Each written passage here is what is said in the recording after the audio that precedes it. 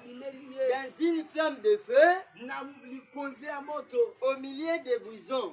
na kati ya esobe ezopema. Moïse regardant et voici les buissons Mose atali ndenge nzete ezali kopela moto étaient tout en feu ezalaki nyonso ebimba moto et les buissons ne se connurent point. mpe nzete ezalaki kosika te. Moïse Mose dit, alobi je vais me détourner pour voir quel c'était grand. nazobaluka po ete namona ete nini ezali monene. C'était grande vision. Ezalaki botaisami moko monene. Pourquoi les buissons ne se consumaient point? mpo na nini nzete oyo ezopela moto kasi ezosika te. L'Éternel vit qu'il était détourné yawe amoni ete moïse apesi mokongo pour voir, mpo na kotala et Dieu appelait milliers du bois. nzambe abengi na kati ya banzete. Il dit, alobi Moïse, mose Moïse, il répondit, ayandolaki nzambe alobi n'approche pas ici, kopusana awa te, ôtez tes souliers longola basapatu na de yo tes pieds, ya makolo na yo, car les lieux sur lesquels tu te tiens po ete esika ozwambi wana est une terre sainte. ezali esika moko Il ya ajouta seko. ceci, abakisi lisusu je boye suis le Dieu de ton père, nazali nzambe ya tata je na suis yo. le Dieu d'Abraham, nazali nzambe le Dieu d'Isaac, le Dieu de Jacob. Jacob. Moïse se cacha, Mose abombi il elongi se cachait le visage, abombi elongi na car ye il craignait de regarder Dieu. po ete azalaki kobanga kotala L'Éternel nzambe. dit, yawe alobi je vis la souffrance, namoni minyoko je vis la souffrance namoni de mon minyoko peuple ya bato na nga qui est en Égypte baoyo bazala kati ya et ejipito qui a tendu les cris nayoki mpe koganga qu'il lui faut pousser, oyo bango bayokisi epai car na je nga connais ses po douleurs. ete nayebi bampasi wana Je suis descendu pour les délivrer. nakiti mpo na kokangola bango Et le matin, l'Égyptien, mpe na ntongo et baejipito pour faire monter ce pays bakei na kolongola bango na kati ya ejipito mpe na bimisi bango na mboka wana dans un bon et vaste, na kotinda bango na mboka oyo ezali kitoko mpe dans un pays monene où coule le lait esika mboka oyo ezotanga miliki et le miel. mpe na bamafuta Dans nzoi les lieux habitent les années, esika oyo bato ya zane bazouta les Atiennes, bato ya les zatse Amorés, bato ya more les Pharisiens, bafarisayo les Éris bayeris et les Jébusines. mpe lisusu na baexercice Voici les cris d'Israël. botala kokanga israele Sont venus jusqu'à moi ekomi pene na nga et je vis les portions de leurs font souffrir. namoni konyokama oyo banyoka Maintenant, makasi sikawa vois, kende je t'envoie auprès de Pharaon natindi liboso ya falo et tu feras sortir l'Égyptien, mon peuple. okobimisa libota yanga na kati ya Les ejipito enfants d'Israël, bana israele Moïse dit à Dieu, Mose alobi qui epai suis-je nzambe pour aller au Pharaon nazali na epo kokende pa et pour nzambe faire l'Égyptien les enfants d'Israël? mpona kobimisa bana israele na kati ya J'ai ejipito dit, nzambe alobi je serai avec toi, nakozala na yo Moi, nga je serai avec toi. nakozala na Et yo sera pour toi le signe ekozala na yo bilembo que c'est moi qui t'envoie. oyo kolakisa ete nga Et munatindi quand yo tu auras fait sortir les Égyptiens, ntango okobimisa bana israele na kati ya ejipito et les peuples vous servir à Dieu sur cette montagne. libota yango bakosalela nzambe na ngomba oyo Et Moïse dit, Mose alobi Dieu, nzambe je vais donc vers les enfants d'Israël nakokende kuna liboso ya bana et israele je leur dirai, nakoyebisa le bango Dieu de vos pères, nzambe ya batata le na Dieu bino, d'Abraham, nzambe ya Abrahama, le Dieu d'Isaac, nzambe ya Isaka, et m'envoyer vers vous. atindi Mais na s'il bino. demande que c'est mon nom, kasi soki batuni nga je leur répondu que je. nakoyanola bango nini J'ai dit à Moïse, nzambe alobi na je Mose suis celui qui suis. nazali oyo alandaka Et il ajouta ainsi que abakisi il lisusu mpe répondra aux boye enfants d'Israël. okoyana bana Celui israele s'appelle, komona abengani je suis m'envoyé vers vous. azali atindi nga epai na bino J'ai dit encore, nzambe alobi lisusu Moïse, Mose tu parleras ainsi aux enfants d'Israël. okoloba nde boye epa bana israele L'Éternel, le Dieu de vos pères, yawe nzambe ya batata na le Dieu bino, d'Abraham, nzambe ya Abrahama, le Dieu d'Isaac nzambe ya Isaka, et le Dieu de Jacob, nzambe ya Jacob m'a lisusu, envoyé vers vous atindi nga epai na pour bino, mon peuple mpona libota na ye à l'éternité. na liseko le Dieu de votre père a pari le Dieu d'Abraham et le Dieu d'Isaac et le Dieu de Jacob. Il a dit, je vous ai vu et j'ai vu ce qu'ils ont fait en Égypte. Et j'ai dit, je vous ferai monter dans un pays où les Cananéens et vit à le moment. Que bénisse. Il écoute la voix et dit, tu iras toi et les anciens d'Israël auprès des rois Égypte. Et vous lui dira, l'Éternel dit, je sais que le roi d'Égypte ne vous laissera point.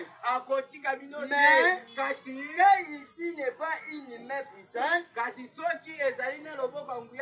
je tendrai ma main et je frapperai l'Égypte par toutes sortes de produits que je ferai au milieu d'elle. Pourquoi vous aurez allé? Je ferai même trouver la grâce à ces peuples aux yeux d'Égypte. Et quand vous partirez, vous ne partirez point à vivre. Amen. Dieu avait envoyé Moïse. Dieu dit à Moïse, moi l'Éternel, je t'envoie. Tu partiras devant Pharaon et moi, j'endurcirai le cœur de Pharaon. Dieu dit à Pharaon, si tu te trouves encore que Pharaon était, prends tes bateaux là-bas, frappe cela sur la terre. Et lorsqu'il frappait cela, on a vu les serpents faire sortir. Mais Aaron aussi était aussi venu. Il a fait aussi les mêmes miracles que Moïse. Mais Moïse dit, mais moi Dieu m'a envoyé. Il me dit, la première miracle que tu fais, c'est le signe des serpents. Mais pourquoi Pharaon aussi a fait sortir les serpents? Moïse commençait à se demander.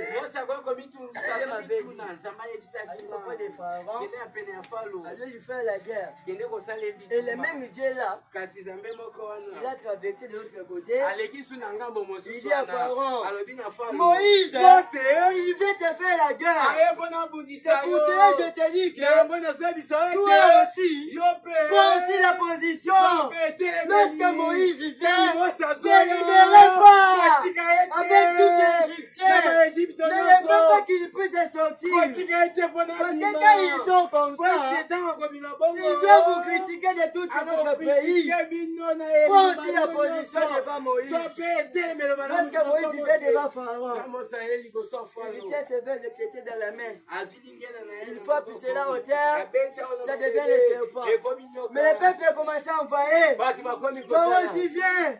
Il dit non, moi Pharaon, je fais aussi des miracles. Lorsqu'il frappe aussi, les serpents sortent. Mais les serpents de Moïse, on avait lui donné les noms. C'était les serpents de Moïse. Mais les serpents de Pharaon n'étaient pas les noms. C'est pour cela ce soir, on vous donnera toutes les sortes de noms. Ils te feront la guerre, mais ils ne te convaincront pas. Et Dieu est dit, si toi tu crois en moi, tu seras sauvé au nom de Jésus. Même si le péché que tu as, même si les mauvaises choses que tu as, mais dans ce soir, il disparaît au nom de Jésus. Nous ne croyons pas à Abraham, nous croyons sur le Dieu. Oh, la Bible dit ceci, Exode chapitre 3, verset 3. Exode chapitre 3, verset 3. Il vous cherchera de toutes les façons, mais il ne nous trouvera pas. Hébreux 13, chapitre 8. Jésus-Christ est le même hier, aujourd'hui, éternellement. Il n'est n'a pas changé. Il était le Dieu d'Abraham. Il était le Dieu d'Isaac. Mais aujourd'hui, il est devenu le Dieu de Timothée. Il est devenu le Dieu de Timothée. Laisse-moi te dire à ces frères, même si les gens parlent, même si le monde te juge, ne t'écoute pas honte. Il te tenait qu'à Dieu. Dieu, le monde me juge. Le monde parle. Je suis déjà une personne limitée. Mais moi, de ce soir, j'ai laissé ma maison. J'ai laissé mes enfants. Mais je vais ici. J'ai regardé là-bas. Celui qui m'approche, ce sont les petits enfants. Mais je regardais ceux qui sont des enfants. Moi, je regarde ceux qui sont de ta bouche. Le Dieu d'Abraham, le Dieu d'Isaac, il est le même Dieu. Il est le même Dieu. Il ne change pas. Il ne change pas. Aujourd'hui, je dis, moi, je fais l'alliance des êtres vivants. L'alliance que Dieu avait fait à Abraham, Abraham il est déjà mort. Dieu a dit, Abraham, il est déjà mort. Je prends Moïse. Moïse, toi, viens. Parce que moi, Dieu, je suis le Dieu vivant. Je suis le Dieu des autres vivants. Je ne pas le Dieu des morts. De ce soir, si tu crois au Dieu de Timothée, tu seras guéri au nom de Jésus.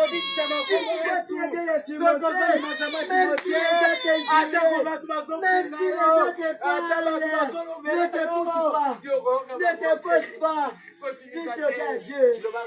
Dieu. Le monde y parle, monsieur. Le monde se en train de juger. Je parle à l'église. Les gens parlent que le verset qu'Emmanuel a touché dans son corps, ce sont les fétiches. Oh, il oublie que Moïse avait les bateaux de commandement. Moïse avait touché les bateaux de commandement. Amen. Il faut que c'est là sur la terre. Laissez pas sortir. Mais aujourd'hui, nous faisons des miracles. Je suis en train de prophétiser. Même si les vases, merci Seigneur. Je vois des accidents. Je vois des petites sortes de maladies. Les gens commencent à parler. C'est le fétiche. Lui, il a touché. Lui, le pasteur Timothée a donné quelque chose. Parce que lorsqu'il fait des miracles, il suit derrière de l'air au pasteur.